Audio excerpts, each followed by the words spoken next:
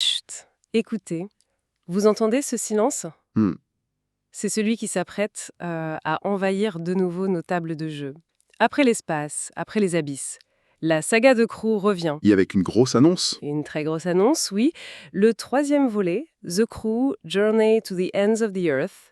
On vient tout juste de publier notre article sur le sujet et on voulait en discuter un peu plus en détail. Absolument. On a mis l'accent sur 3 points, en gros. D'abord, le nouveau décor, une chasse au trésor sur les traces de Charlemagne. Assez inattendu, ça. Carrément. Ensuite, le gameplay qui évolue avec une campagne de 25 missions mais avec des embranchements.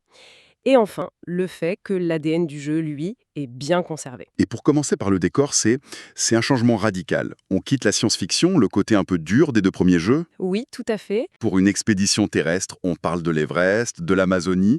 On est dans une ambiance très Jules Verne, en fait. C'est exactement ça. Et c'est justement la plus grande nouveauté qu'on a détaillée dans notre article.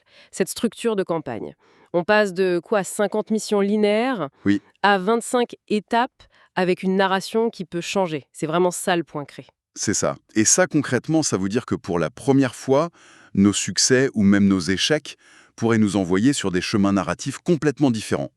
Ça ajoute une tension, une rejouabilité narrative qui est totalement inédite pour un jeu de pli. Mais alors, il faut quand même rassurer les fans, j'imagine. Le cœur du jeu, les mécaniques qui ont fait son succès, ça reste pareil. Ah oui, absolument. Le socle ne bouge pas. C'est toujours de la coopération totale. Soit toute l'équipe gagne, soit toute l'équipe perd. Et les parties sont toujours aussi rapides. Toujours. Une vingtaine de minutes, de 2 à 5 joueurs. Et bien sûr, le fameux silence radio. Le fameux silence. Cette communication ultra limitée où on a juste le droit de montrer une seule carte, une seule fois, et tout le monde doit essayer de deviner ce que ça veut dire. Il faut dire que la licence a un certain prestige. Le premier a quand même remporté le Kennerspiel des Jahres en 2019. Oui, c'est l'Oscar du jeu pour connaisseurs, quoi. C'est devenu un classique instantané. La pression est énorme. J'imagine. Et Cosmos, l'éditeur, en joue un peu. Ils promettent, je cite, « l'aventure la plus corsée à ce jour ». Ah oui, quand même. Franchement, quand je repense à la tension de certaines missions du premier, si on transpose ça à un choix qui a un impact narratif permanent, ça va être diabolique. C'est une promesse énorme. Mais bon, plus concrètement, pour les gens qui nous écoutent, on a des détails un peu plus logistiques. C'est ce qu'on mentionne à la fin de l'article. Oui, c'est annoncé pour la John Con, donc en août 2026, et le prix devrait rester très accessible, autour de 15 $.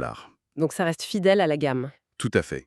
Donc si on synthétise un peu, l'innovation majeure ici, c'est vraiment cette intégration d'une sorte d'histoire dont on est les héros, mais un héros silencieux. C'est exactement ça.